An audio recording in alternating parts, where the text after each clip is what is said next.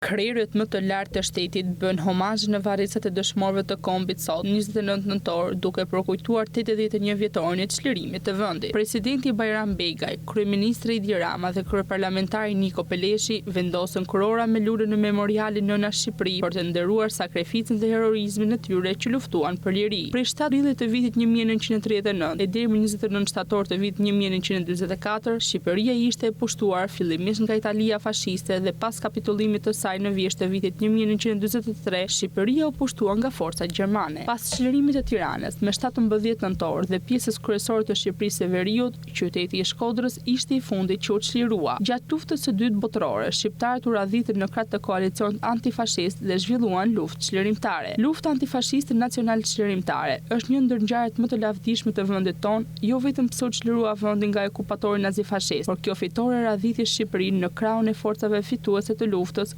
aleatëve të mëdhenj. Nga jugu në veri, thuajse nga të gjitha krahinat, qytetet dhe fshatrat e Shqipërisë u mobilizuan duke dhënë mbështetjen e tyre në luftën kundër trupave pushtues. Në këtë mënyrë, Shqipëria u bë pjesë e koalicionit Euro-Atlantik antifashist, pjesë e të cilit është edhe sot si vend antar i NATO-s.